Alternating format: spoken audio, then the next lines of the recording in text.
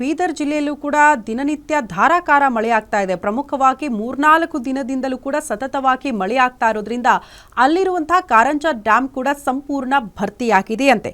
7.6 TMC ಸಾಮರ್ಥ್ಯದ ಕಾರಂಜ ಡ್ಯಾಂನಿಂದ ಸದ್ಯ 7.5 TMC ನೀರು ಸಂಗ್ರಹವಾಗಿದೆ. ತೆಲಂಗಾಣ ಮೂಲದ ಕೊತ್ತೂರ ಡ್ಯಾಂನಿಂದ ನೀರು ಬಿಟ್ಟ ಕಾರಣ ಅವಧಿಗೂ ಮುನ್ನವೇ ಕಾರಂಜ ಡ್ಯಾಮ್ ತುಂಬಿ ಹೋಗಿದೆ. ಕೊತ್ತೂರ ಡ್ಯಾಂನಿಂದ 3,000 ಕ್ಯೂಸೆಕ್ ನೀರು ಬಿಡಲಾಗಿದೆ. ಅಲ್ಲದೆ ಜಿಲ್ಲೆಯ ವಿವಿಧ ಕಡೆಯಿಂದ 2,000 ಕ್ಯೂಸೆಕ್ ನೀರು ಬಂದಿದ್ದು ಕಾರಂಜ ಡ್ಯಾಂನಲ್ಲಿ ಒಟ್ಟು 5,000 ಕ್ಯೂಸೆಕ್ ನೀರು ಒಳಹರಿವಿದೆಯಂತೆ. ಕಾರಂಜ ಡ್ಯಾಂನಿಂದ ಮಾಂಜರಾ ನದಿಗೆ 6,000 ಕ್ಯೂಸೆಕ್ ನೀರು ಬಿಡಲಾಗಿದೆ. ಈ ಹಿನ್ನೆಲೆ ನದಿ ಪಕ್ಕದ ಗ್ರಾಮಗಳಲ್ಲಿ ಪ್ರವಾಹದ ಭೀತಿ ಎದುರಾಗಿದ್ದು ನದಿ ತೀರಕ್ಕೆ ಹೋಗದಂತೆ ಕೊಟ್ಟಿತೂಗಾಂವ್, ಮಾಸಿಮಾಡ್, ಕಣಜಿ ಗ್ರಾಮಗಳ ರೈತರಿಗೆ ಸೂಚನೆ ಕೂಡ ಕೊಡಲಾಗಿದೆ. ಈ ಕುರಿತು ನಮ್ಮ ಪ್ರತಿನಿಧಿ ಶಿವಯ್ಯ ಮಠಪತಿ ಒಂದು ಪ್ರತ್ಯಕ್ಷ ವರದಿ ಕೊಟ್ಟಿದ್ದಾರೆ, ನೋಡ್ಕೊಂಡು ಬರೋಣ.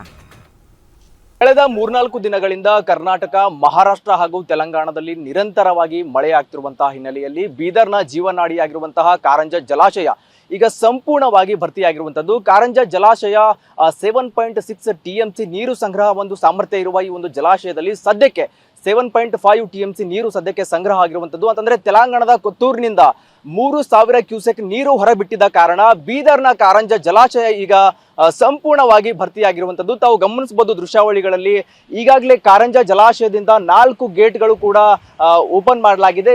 ಈ ಒಂದು 4 ಗೇಟ್ಗಳಿಂದ 5,000 ಕ್ಯೂಸೆಕ್ ನೀರು ಹೊರಗಡೆ ಬಿಡಲಾಗ್ತಿರುವಂತದ್ದು. ಸದ್ಯಕ್ಕೆ ಅಂತಂದ್ರೆ ಬೀದರ್ನ ಜೀವನಾಡಿಯಾಗಿರುವಂತಹ ಕಾರಂಜ ಜಲಾಶಯ ಈಗ ಧುಮುಕ್ತಿರುವಂತದ್ದು. ಅಂತಂದ್ರೆ ಈ ಒಂದು ಜಲಾಶಯದ ನೀರು ಹೊರ ಹರಿವಿನಿಂದ ಈ ಸುತ್ತಮುತ್ತಲಿನ ರೈತರಿಗೆ ಸಾಕಷ್ಟು ಒಂದು ಪ್ರತಿ ವರ್ಷವೂ ಸ್ವಲ್ಪ ಸಮಸ್ಯೆ ಆಗುತ್ತೆ. ಅಂತಂದ್ರೆ ಅವಧಿಗೂ ಮುನ್ನ ತೆಲಂಗಾಣದ ಕೊತ್ತೂರಿನಿಂದ ಏನು 3,000 ಕ್ಯೂಸೆಕ್ ನೀರು ಹೊರಗಡೆ ಬಿಡಲಾಗಿದೆ. ಹೀಗಾಗಿ ಈ ವರ್ಷ ಅವಧಿಗೂ ಮುನ್ನ ಬೀದರ್ನ ಕಾರಂಜ ಜಲಾಶಯ ತುಂಬಿ ಧುಮುಕ್ತಾ ಇರುವಂತದ್ದು.